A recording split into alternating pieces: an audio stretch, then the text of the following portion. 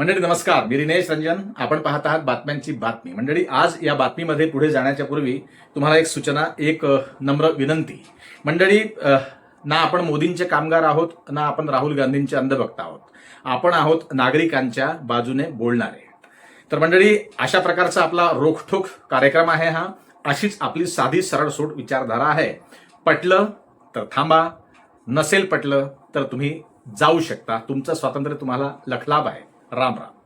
मंडळी, बातमी आहे. बातमी जरा मजेदार आहे. मजेदार यासाठी म्हणतोय आम्ही की हल्ली सगळ्या आपल्या देशामध्ये एखादी हवा आली की ती हवा नुसती देशामध्ये फिरत राहते. तशाच प्रकारची एक हवा आली आहे मंडळी. जेनझीने सत्तेचा माज उतरवला आणि भले भले कामाला लागले. आता या भल्या भल्यांना कामाला कोणी लावलं आणि हे भले भले कोण आहेत ते जरा फार इंटरेस्टिंग आहे मंडळी. सुरुवात केली होती कॉक्रोच जनता पार्टीने आणि मग कॉक्रोच जनता पार्टीने तहलका माजवला दिल्लीमध्ये जंतर मंतरवर. आंदोलन झालं. 20-25 दिवस लेकर उपाशी राहिले, सोनम वांगचुक उपाशी राहिले आणि शेवटी असं वाटलं सत्तेला, आपल्या साहेबांना, लोक त्यांना रंगाबिल्ला म्हणतात, मी रंगाबिल्ला म्हणणार नाही, ते आदर्श आहेत काही गोष्टींसाठी. तर यांनी पोलिसांच्या मार्फत लाठीचार्ज केला, अश्रुधूर फेकला, जे जे केलं ते तुम्हाला सगळं तुमच्या डोळ्यापुढे आहे. आणि इथेच त्यांची ही घोडचूक सत्तेची झाली आणि मग जेनझी उफाळली, त्यांना उकड्या फुटल्या, त्यांना राग आला, द्वेष झाला तयार आणि मग जेनझीने दणका दिला आणि शेवटी धर्मेंद्र प्रधान यांचा राजीनामा झाला. म्हणूनच माझा म्हणण्याचा अर्थ आहे की जेनझीने 12 वर्षात चढलेला सत्तेचा माज हा क्षणात उतरवला. तारीख होती 20 जुलै. ज्या तरुणांना रील बनवणारे लेकरं आहेत हे फक्त नृत्य करतात, आवाज करतात, गोंधळ घालतात आणि रील बनवण्यात व्यस्त असतात आणि 24 तास यांचा हाच धंदा असतो, असं जेनझीला समजणारे साहेब नतमस्तक झाले. आणि आता त्यांना एक भीती निर्माण झाली की येणाऱ्या 2029 मध्ये आपल्या भविष्याचं काय होईल. म्हणून त्यांनी मंडळी दिल्लीवरून आदेश दिले आणि अख्खी भाजपा, भारतीय जनता पार्टी त्यांनी कामाला लावली. म्हणून मी म्हटलं की भले भले कामाला लागले. मग त्यांना ऑर्डर दिली असेल की चला कामाला लागा, जेनझीला जरा चोपडायला सुरुवात करा. तर श्रीकांत शिंदे, एकनाथराव शिंदेचे चिरंजीव, ते कामाला लागले. तिकडे नवनाथ बन, भाजपचे प्रवक्ते, ते कामाला लागले. चित्राताई वाघ तर कामावरच आहे, तुम्हाला ठाऊकच आहे, रोजच रील बनवतात. तर मंडळी, चारही बाजूने दाढी चोपडायचं काम सुरू आहे जेनझीची, लक्षात घ्या. आणि मग राहुल गांधींनी कॉक्रोच जनता पार्टीची कॉपी केली. तोच मुद्दा जेनझीचा राहुल गांधींनी उचलला. राहुल गांधी हिट व्हायला लागले. राहुल गांधी देहरादून सहित पुण्यापर्यंत पोहोचले. त्यांनी छात्रों की गूंज हा कार्यक्रम केला आणि मग त्यांच्यावर प्रचंड टीका भाजपाने चालवली. ठीक आहे, विकत आणले, पैसे देऊन आणले, पैसे देऊन गर्दी गोळा केली पुण्याला. काँग्रेसच्या नेत्यांच्या स्कूल कॉलेजेस आहेत, तिथून हे विद्यार्थी उचलून आणले. वाटेल त्या टीका त्यांच्यावरती केल्या आणि मग शेवटी भाजपा त्याच धर्तीवर आली. देवाभाऊंनी सुद्धा नागपूरला कार्यक्रम ठोकला ढोल ताशांचा, राहुल गांधींच्या त्या स्पर्धा करण्याच्या नादात. तर जेनझी आपल्यापासून दूर पळाली नाही पाहिजे म्हणून भाजप कामाला लागलं. शिवसेना, एकनाथ शिंदे गटाला कामाला लावलं आणि सगळे कामधंदे सोडून अख्खे भाजपाचे प्रवक्ते, नेते, आमदार, खासदार, मंत्री, संत्री, महामंत्री सगळे कामाला लावले बाबाजींनी दिल्लीच्या. आणि मग हे पळत सुटले जेनझींच्या मागे. आता 70-75% जेनझी राहुल गांधींच्या कॉक्रोच जनता पार्टीच्या मागे आहे आणि उरलेली जेनझी आता भाजपा गोळा करत आहे. आता एक बातमी आणखी आहे की राहुल गांधी पुन्हा कार्यक्रम ठोकणार आहे नागपूरला, छात्रों की गूंज. तर मंडळी, पायाखालची वाळू सरकलेली आहे आणि म्हणूनच मी तुम्हाला म्हटलं की सत्तेचा माज उतरवला जेनझीने. 12 वर्षात यांच्या नादाला कुणीही लागलं नाही. यांनी फक्त जाळं फेकायचंच काम केलं, यांनी गळ फेकायचंच काम केलं, यांनी ज्याला त्याला जाळ्यात ओढण्याचं काम केलं 12 वर्षापासून. कारण हातात पोलीस आहे, हातात ईडी आहे, हातात लोक म्हणतात न्यायालय आहे, हातात सीबीआय आहे, सगळं काही हातात आहे. मिलिटरीचाही वापर करतील. तिकडे सीमा सोडून त्यांना म्हणतील एखाद दिवशी की चलो दंडा लेके जरा पिटना है लोगों को.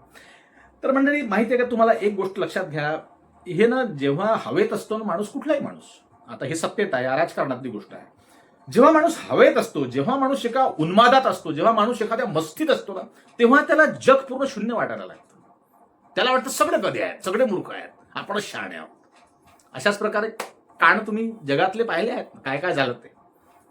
तर मंडळी, अहंकार हा कधी ना कधी त्या अहंकाराचा नाश होत असतो.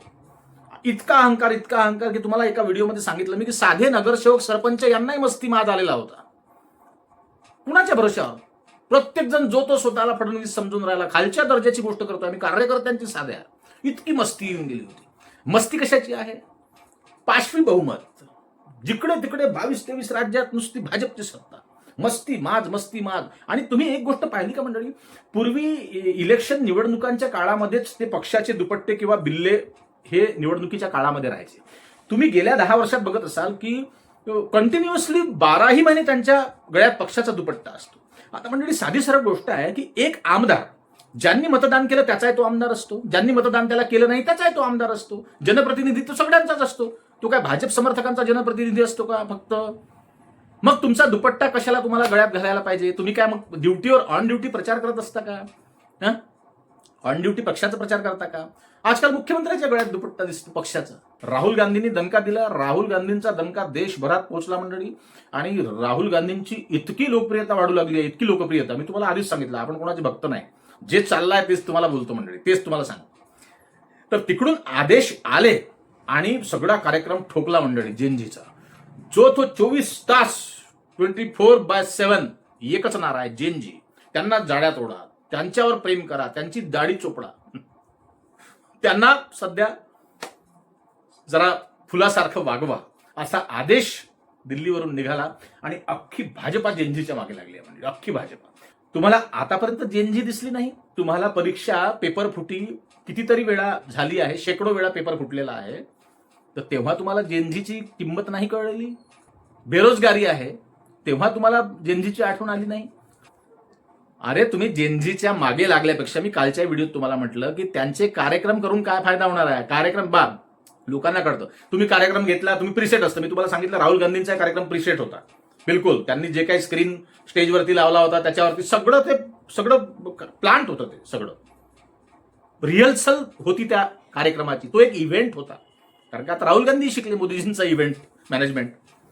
आणि तिथे ज्या मुली प्रश्न करणाऱ्या होत्या किंवा राहुल गांधींसमोर चर्चा करणाऱ्या होत्या, स्टेजवरती आल्या होत्या, ते सगळं प्रिसेट कार्यक्रम होता. ठरलेलं होतं. एक तुम्हाला मुस्लिम मुलगी दिसली, एक तुम्हाला मला वाटते काहीतरी शेड्यूल कास्ट, असं काहीतरी वेगवेगळ्या जाती धर्माच्या तिथे लेकरं त्या स्टेजवरती बरोबर राहुल गांधींनी सेट केले होते की हा मेसेज पूर्ण देशात. आणि त्यांचा अजेंडा आहे, त्यांचं तर सगळं सेक्युलरच काम आहे, तुम्हाला माहिती आहे. मग तोच अजेंडा आता हे साहेब राबवायला लागले आहेत.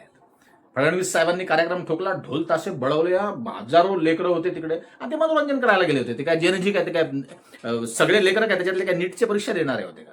विद्यार्थी वेगळे असतात. विद्यार्थी आपल्या अभ्यासाच्या चक्रात असतात रात्रंदिवस, लक्षात घ्या. डोळे फोडून अभ्यास करतात आणि नोकरीच्या शोधात असतात बिचारे. एम्प्लॉयमेंटच्या जे रिक्रुटमेंटच्या जाहिराती येतात त्या नुसत्या रोज त्या चेक करत असतात. सोशल मीडियावर असेल किंवा वर्तमानपत्रात असेल. ती ढोल बडवायला ती आलेली ती जेनजी नाही, त्याला जेनजी म्हणता येणार नाही मंडळी. वयात जरी त्या असले तरी वेगळ्या उद्देशाने ते आले होते. आणि प्रचंड पैसा आहे, सत्ता आहे, पॉवर आहे, गरमी आहे, तापमान आहे खतरनाक. कुठून पैसा येतो? ती महागाई कशासाठी वाढली आहे? मग लोक का ओरडतायत? तुम्हाला शेतकऱ्यांच्या मालाला भाव द्यायला पैसे नाही. एक साधी सरळ ऍसिडिटीची गोळी 15-15, 16-16 रुपयाला लोकांना विकत घ्यावी लागते. जीएसटीच्या चक्करमध्ये वेगवेगळे टॅक्स, एक प्रकारचा टॅक्स नाही.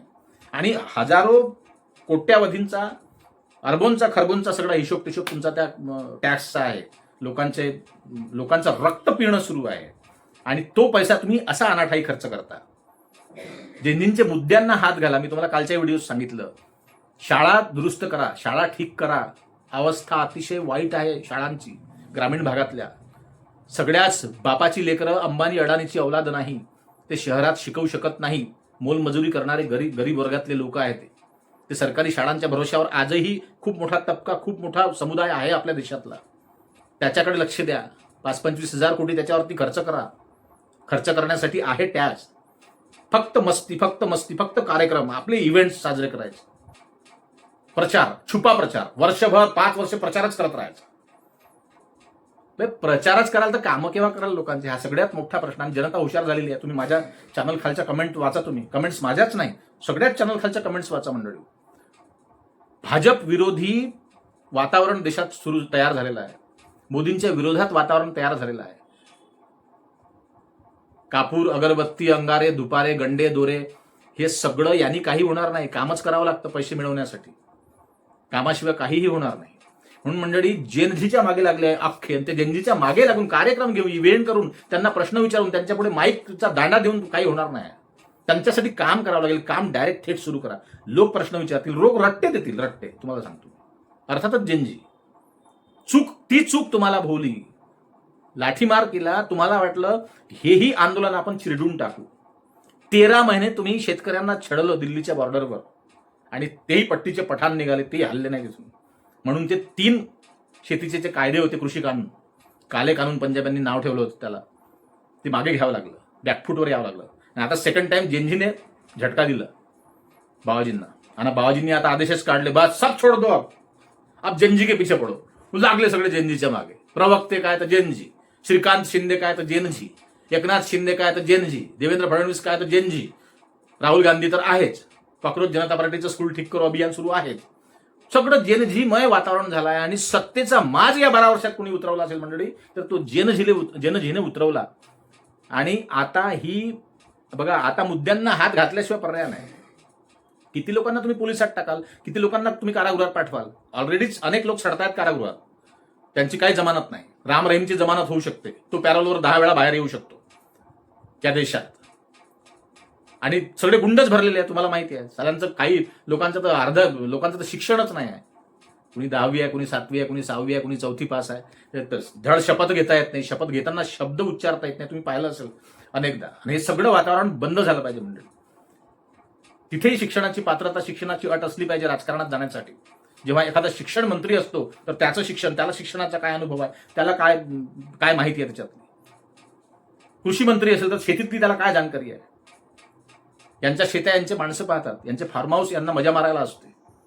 यांना माहित नाही कापसाची काय कंडिशन होते, ते कापूस पेरण्यापासून तर वेचण्यापर्यंत किती खर्च येतो, तो काय भावाने विकला जातो, आणि त्यातला किती नफा मिळतो शेतकऱ्यांना, हे शेतकऱ्यांना विचाराल तर तुमच्या तळपायची आग मस्तकात जाईल. हिशोबच लागत नाही शेतकऱ्यांचा.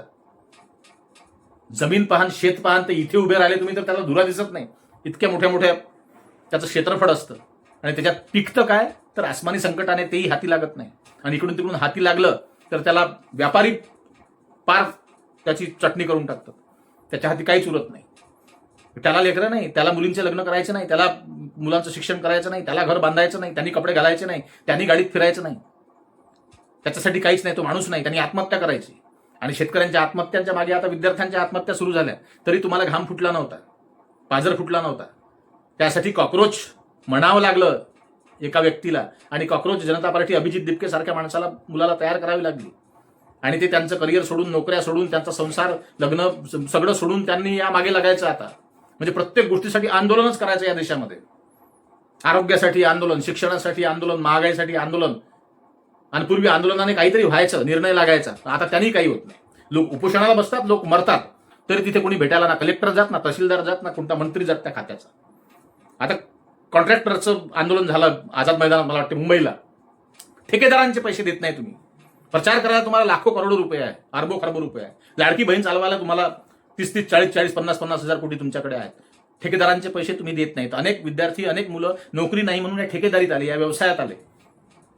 सरकारी कॉन्ट्रॅक्टर्स आहेत, त्यांना आत्महत्येची पाळी त्यांच्यावरही तुम्ही आणली, त्यांचे तुम्ही पैसे देत नाही. त्यांचं आंदोलन सुरू आहे. ते राज ठाकरेंना भेटायला गेले होते काल, त्यांचं ते असोसिएशन मुंबईचं. ते फक्त मुंबईत घडली घटना, अशी देशभरात कॉन्ट्रॅक्टर्स आहेत. मग तुम्ही काय छोट्या छोट्या तुमच्या काय, तुम्हाला अंगणवाडी बांधायची आहे, तुम्हाला एखादा छोटा पूल बांधायचा आहे, तुम्हाला काही छोटं एखादा काही तुम्हाला बांधायचं आहे ग्रामीण भागामध्ये कुठेही, तर एका खोलीसाठी तुम्ही काय अंबानीला कॉन्ट्रॅक्ट देणार आहे, अडानीला कॉन्ट्रॅक्ट देणार आहे, किंवा कुठल्या दुसऱ्या मोठ्या मल्टीनॅशनल कुठली एखादी इंटरनॅशनल कंपनी असेल तिला तुम्ही कॉन्ट्रॅक्ट देणार आहे? एक रूम बांधायचा, एक खोली बांधायचा, तुम्हाला याच ठेकेदारांची गरज भासणार आहे. व्यवसाय सोडून देतील लोक, पैसेच मिळणार नाही त्याला. सोनं बायकोचे दागिने गहाण ठेवून कॉन्ट्रॅक्टर्सनी कामं केलेली आहेत. 30-30 लाखाची कामं केली, त्यांच्या हाती फक्त 10-10 हजार रुपये तुम्ही ठेवले. म्हणजे तुम्हाला काहीच कुणाचीच काही तमा नाही. तुम्हाला फक्त तुम्ही तुमच्या मस्तीत आहात, आणि तुमची मस्ती जेनजी उतरवेल हे लक्षात घ्या. म्हणजे नागरिकांच्या बाजूने आपण राहायला पाहिजे, आणि लाज वाटायला पाहिजे. ज्यांना खऱ्याचं खरं आणि खोट्याचं खोटं कळत नाही, तो कोणी असो, त्याला तुम्ही अंधभक्त म्हणा, काही म्हणा, मी नाही म्हणणार. मी त्याला मूर्ख म्हणेल, एकदम दरिद्री, कर्मदरिद्री, ज्याची बुद्धी भ्रष्ट झालेली आहे, गहाण झालेली आहे, त्याचा भेजा काढलेला आहे, त्याच्या भेजावर डाका टाकलेला आहे. त्याला कळत नाही की आपण साखर काय भाव विकत घेतोय, पेट्रोल काय भाव विकत घेतोय, त्याला नाही कळणार, त्याला फक्त भक्ती कळेल. तर हे असे महामूर्ख आहे. अशा महामूर्खांमुळे यांना फावतं आणि मग हे माजल्यागत वागतात आणि मग ते अत्याचार करतात, अन्याय करतात. तुम्हाला बोलायची मुभा नाही. पोलीस काय तर सगळे भाजपचे झाले, त्यांना काय तर आदेशाने वागावं लागतं. नेता म्हणेल तसं, आमदार म्हणेल इसको अंदर डाल तो डाल, बाहेर निकाल तो बाहेर निकाल. सत्तेचा गैरवापर मंडळी. पण जेनजीने या सत्तेचा माज उतरवला आणि भले भले कामाला लागले मंडळी, नुसते जेनजीच्या मागे लागलेले. तुम्हाला काय वाटतं कमेंटमध्ये नक्की सांगा मंडळी. आणि आपल्या चॅनलवर नवीन असाल तर सबस्क्राईब करा. फेसबुक पेजवर आपला व्हिडिओ बघत असाल तर प्रेमाने अगदी आमच्याकडे लक्ष देऊन फॉलो करा. पुन्हा भेटूच, तोपर्यंत नमस्कार. जय हिंद, जय महाराष्ट्र.